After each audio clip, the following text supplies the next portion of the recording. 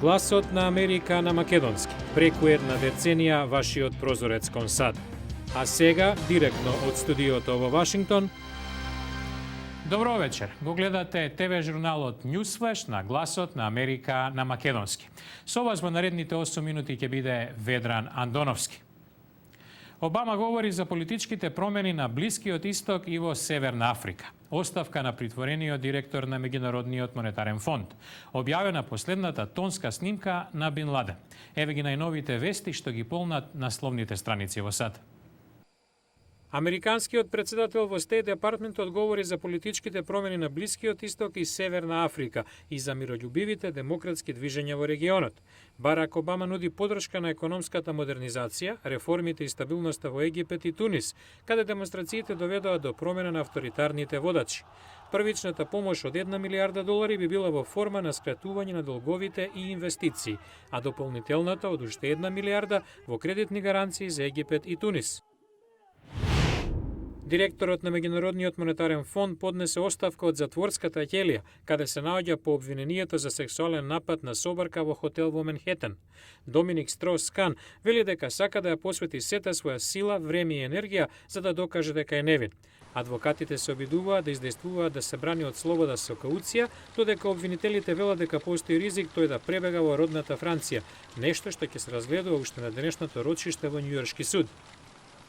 Ал-Кајда објави аудио снимка на Осама Бин Ладен направена неколку дена пред неговата смрт. Според американската мониторинг служба SITE, Бин Ладен ги фали револуциите на Блискиот Исток и Северна Африка и вели дека ветриштата на промени ќе се прошират низ целиот муслимански свет.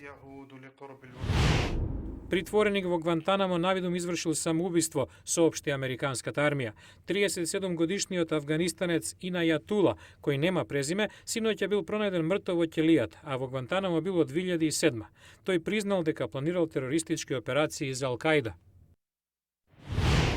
Шевролет ќе го зголеми производството на хибридот Волт за 33%. Поскапувањето на бензинот е причина компанијата да произведе 16.000 вакви возила годинава, а уште 60.000 наредната. Лејди Гага, а не Опра Винфри. Магазинот Forbes ја објави листата на 100 највлијателни славни личности за 2011.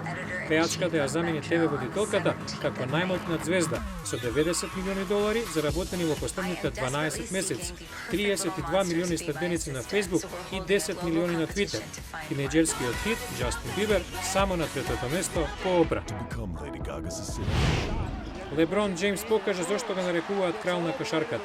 Синоќешниот тесен надпревар го зеде во своји раце со непогрешлива прецизност и му овозможи на Мајами во гости да изедначи против Чикаго на 1-1 во финалето на источната конференција.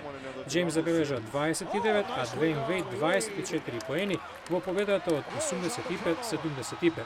Денес играат Далас Оклахома во финалето на западната конференција, каде Далас води со 1-0. Во сегментот Здравјето на прво место на Newsflash, за она што родителите веќе го знаеа, но сега дефинитивно потврдено со истражување. Што повеќе дремка, толку поздрав растеж на доенчињата. Еве зошто. На Универзитетот Емори во Атланта еден истражувач е на мисија да помогне во комуникацијата меѓу доенчињата и родителите.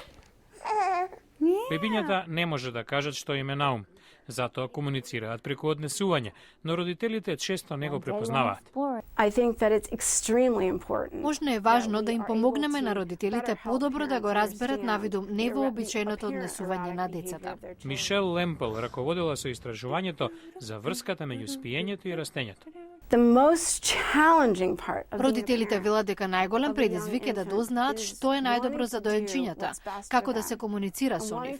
Кога доенчињата плачат или се однесуваат необично, тоа прави родителите да се чувствуваат несигурно. Следела 23 семејства со новороденчиња во рок од 17 месеци. Со конкретна цел, дали има врска меѓу спиењето и растењето. Излезе дека да, колку повеќе спиење, толку повеќе растеж. Истражувањето утврдило и разлика во спиењето на машките од женските доенчиња. Првите спијат на подолги периоди, додека вторите додаваат и куси дремки на редовното спиење. Се на се, доенчињата и со спиењето ни кажуваат што им треба. Изложбата скулптури, круг на животни, хороскопски глави на кинескиот уметник Хај Вејвеј привлекува посетители во Њујорк, првиот од 5 градови во САД каде ќе биде прикажана. Интересот е голем од две причини. Авторот е притворен во Кина, а изложбата се бави со проблематично поглавје во кинеската историја. Видно поставени околу фонтаната Пулицер на петата њујоршка авенија, скулптурите на Вејвеј, 12 бронзани глави ги представуваат животните од кинескиот хороскоп. Уметникот бил инспириран од слични глави одсечени од британските и француски единици во 1860 година при повлекувањето за време на Втората опиумска војна, понижувачки период од кинеската историја. Кинеските власти го уапсија Хај минатиот месец, наводно заради финансиски престапи, не давајќи многу детали. Тој е меѓу бројните кинески уметници, новинари, адвокати и активисти за човекови права, уапсени во неодамна заострени мерки против дисидентите. Политичките аналитичари велат дека цел била да се спречи восстание слично на оние на Блискиот Исток. Изложбата во Њујорк била планирана долго време пред апсењето на Хај. На отварањето, градоначалникот Мајкл Блумберг рече дека сите уметници ризикуваат од фрлање и критика од јавноста, но уметниците како Хај, кои доаѓаат од места каде не се вреднува слободата на говор, ризикуваат многу повеќе. Неговата подготвеност да ги преземе тие ризици и да се соочи со последиците не зборува само за неговата храброст, туку и за неговата нескротлива желба за слобода, присутна во секое човечко суштество. По Њујорк изложбата се сели во Лос Анџелес, Хјустон, Питсбург и Вашингтон. А утре во Newsflash, амбасадорот на Република Македонија во САД за гласот на Америка говори за гласањето на диаспората на предстојните избори. Гледајте во утрешната емисија. Утре во Newsflash, амбасадорот Зоран Јолевски говори за значењето на гласањето на иселениците. Гледајте утре во Newsflash.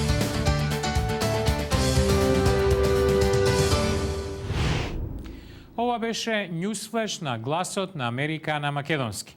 Вечерва со вас беше Ведран Андоновски. За повеќе содржини појдете на нашата интернет страница glasnaamerika.com, а побарајте не и на Facebook. Пријатна вечер. Се гледам утре.